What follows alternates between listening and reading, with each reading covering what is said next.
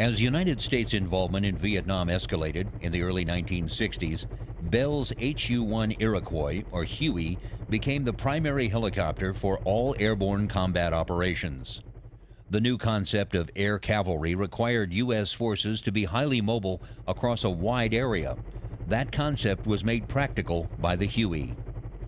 Unlike previous wars, the Sky Troopers did not march to battle, but were carried at 100 miles an hour by fleets of HU-1 Hueys across the jungles and mountains of Vietnam to fight an elusive enemy wherever and whenever they were found.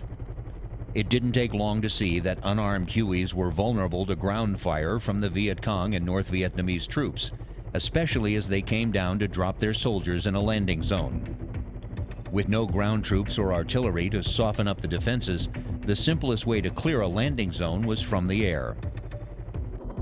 By 1962, a small number of armed HU-1As were used as escorts, armed with multiple machine guns and rocket mounts. Though the HU-1A was eventually upgraded into the larger, more capable HU-1B and HU-1C variants, it soon became apparent that a purpose-built helicopter gunship with increased speed and killing power was needed. Intrigued by the idea of a dedicated helicopter gunship, since as early as 1958, Bell unveiled a mock-up of such a machine in June 1962. The D-225 Iroquois Warrior was built largely from existing systems borrowed from the Huey, but featured a new fuselage that was radically different from the choppers of the time. A tandem two-seat cockpit that placed the gunner up front and the pilot in the rear allowed Bell engineers to create a fuselage over 60 inches narrower than that of a Huey. This new design made the aircraft much more difficult to attack, since it presented a much smaller frontal target than the helicopters before it. The pressures of the Vietnam War meant the Army needed a gunship helicopter right away, and so in 1965, the service initiated a competition for an interim gunship based on an existing helicopter type that could be put into combat as quickly as possible. After an air competition for the interim gunships in November 1965, the Model 209 was so clearly ahead of the pack that the Army placed a contract with Bell for 110 of the production gunships. The production Model 209 came to be known as the AH-1, or Huey Cobra, though its Huey ancestry was quickly forgotten and eventually was referred to simply as the Cobra. The Bell AH-1 Cobra's slim fuselage and wide-bladed rotor design gave it twice the speed of the Huey. It could hover over the target area 3 times as long, waiting to strike with an improved armament system unmatched in previous gunships.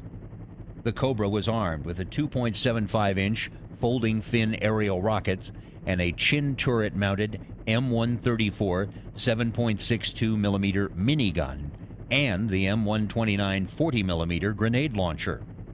It could also be armed with a single minigun in a side-mounted gun pod and an M195 20mm automatic gun. The minigun could be selected for rates of fire of 2,000 or 4,000 rounds per minute. The turret could be aimed 25 degrees upward, 60 degrees downward, and over 230 degrees of arc. While many gunship crews loved the speed, agility, and hard-to-hit slender lines of the Cobra, some preferred the old Huey gunships. The door gunners not only provided additional eyes and ears, they could also lay down suppressive fire to the rear of the helicopter. The debate between the two factions went on throughout the war. Although the gunner was the primary operator for the turret, the pilot could fire it in the fixed forward position in an emergency. The gunner also had a set of simple flight controls that allowed him to fly the machine if push came to shove. The AH-1 arrived at Bien Hoa Air Force Base in South Vietnam in August 1967 and was immediately thrust into heavy combat areas. Cobras were used extensively to escort transport helicopter forces into hostile landing zones and provide close air support for ground troops. Cobras were also used in other roles when necessity demanded, including armed reconnaissance, target spotting, and even search and rescue. A total of 1,116 AH-1Gs were ultimately built, with the last delivered in February 1973. About 300 were lost in Vietnam, with about a third of those lost in non-combat related accidents. The end of America's involvement in Southeast Asia did not mean the end of the snake's bite. AH-1 Cobras were deployed for Operation Urgent Fury, the invasion of Grenada in 1983. There, they flew close air support for the ground troops and helicopter escort missions for the Hueys. They were also called upon during the U.S. invasion of Panama in 1989 during Operation Just Cause. During Operation Desert Shield and Operation Desert Storm, the Cobras and Sea Cobras played in a support role.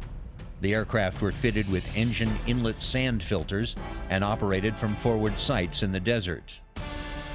3 AH-1s were lost in accidents during the end-around by coalition armor forces, but they destroyed hundreds of Iraqi armored vehicles and other targets along the Highway of Death.